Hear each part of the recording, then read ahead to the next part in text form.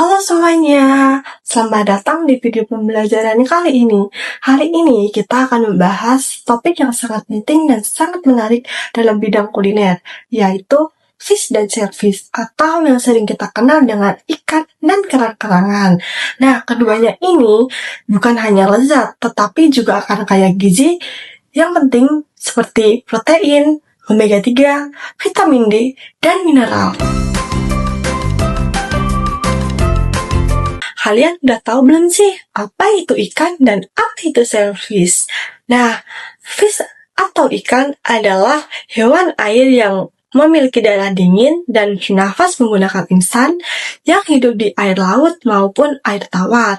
Nah, sedangkan shellfish sendiri adalah hewan air yang bersangkang keras seperti lobster, kepiting, udang, dan kerang. Nah, keduanya ini memiliki fungsi yang sangat besar untuk tubuh kita, terutama untuk menjaga kesehatan otak dan jantung, karena keduanya ini mengandung protein tinggi namun rendah lemak jenuh.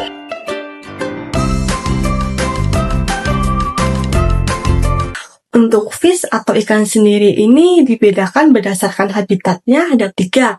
Yang pertama ada ikan air tawar, yaitu ikan yang hidup di air sungai, danau, atau rawa. Contohnya seperti ikan mas, ikan lele, dan ikan gurame. Dan yang kedua, ini adalah ikan air laut, atau ikan yang hidup di air laut dan samudra, seperti ikan tuna, ikan tongkol, ikan kembung, dan ikan cakalang.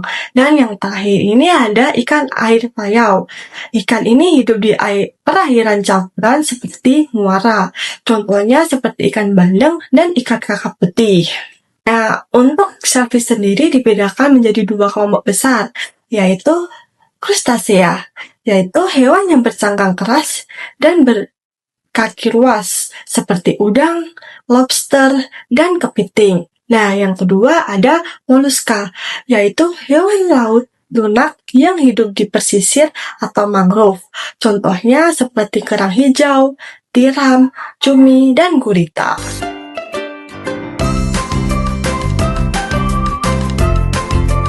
Yang pertama, untuk penanganan fish atau ikan, yaitu kita harus tahu nih, bagaimana sih keadaan ikan segar itu.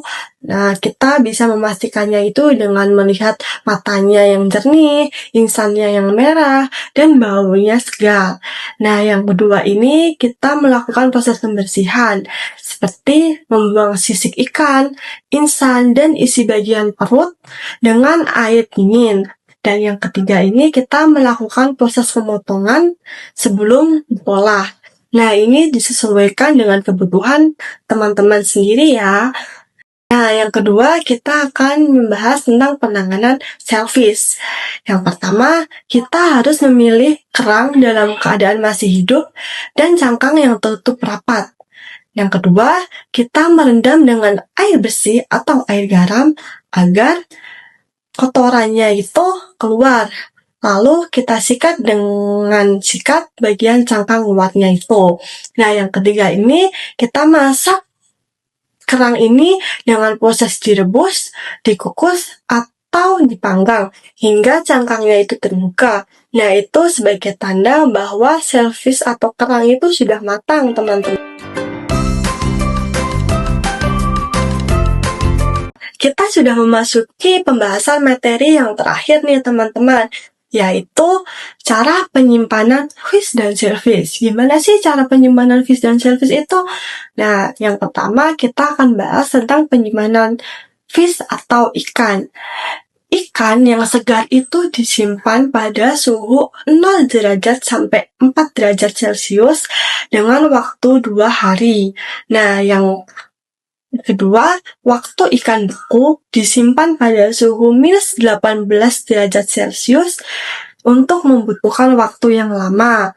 Nah, yang kedua kita akan membahas tentang penyimpanan shellfish, yaitu shellfish hidup perlu disimpan dalam tempat yang lembab, sejuk, tetapi jangan direndam air agar tidak cepat mati. Nah, teman-teman, kita sudah tahu nih apa sih fish dan shellfish itu, mulai dari pengertian, fungsi, klasifikasi, cara penanganan, dan cara penyimpanannya itu sendiri.